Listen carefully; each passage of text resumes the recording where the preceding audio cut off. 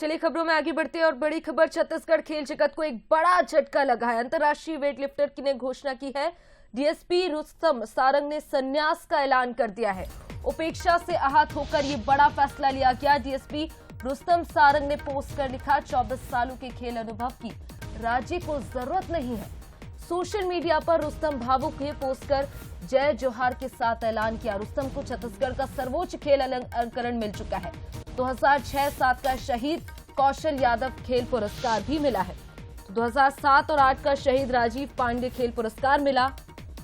तो छत्तीसगढ़ खेल जगत को ये बड़ा झटका लगा है। अंतर्राष्ट्रीय वेटलिफ्टर ने बड़ी घोषणा की है। डीएसपी रुस्तम सारंग ने संन्यास का ऐलान कर दिया है।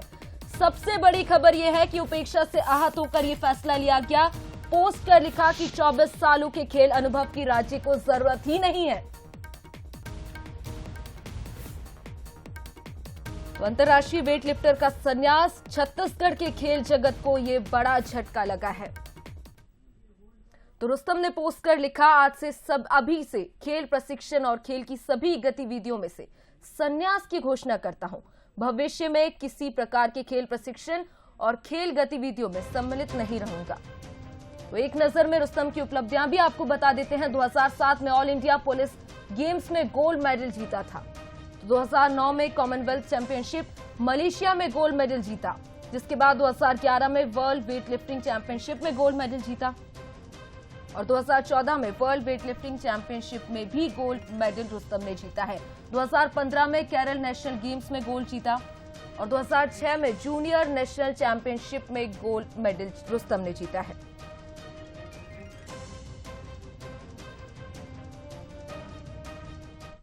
और चलिए इसी खबर पर ज्यादा जानकारी के लिए हमारे साथ अनंत जुड़ गए। अनंत, छत्तीसगढ़ के खेल जगत को एक बड़ा झटका लगा है। संन्यास का ऐलान किया गया और सरकार पर भी एक तरफ से एक पोस्ट भी किया गया है।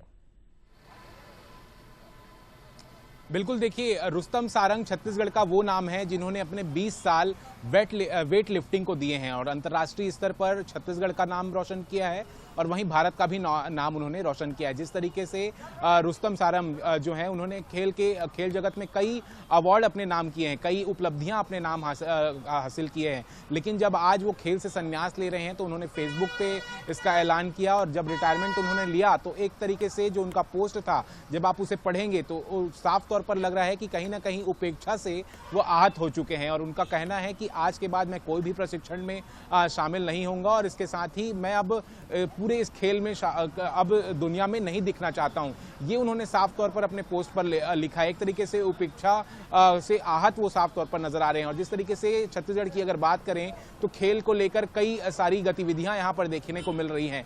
बस्तर ओलंपिक की बात करें तो सरकार बस्तर ओलंपिक करा रही है, लेकिन सबसे बड़ी बात और इसमें सवाल ये है कि ऐसे बड़े खिलाड़ियों को कहां आज हम जगह देते हैं। जब इस तरीके से जब वो पोस्ट लिखते हैं, आहत भरा पोस्ट लिखते हैं और देखिए हमने उनसे संपर्क करने की कोशिश की है, उनका फोन इस वक्त जो है वो बंद आ रहा है। हम लोग उनसे बातचीत भी करने की कोशिश की है।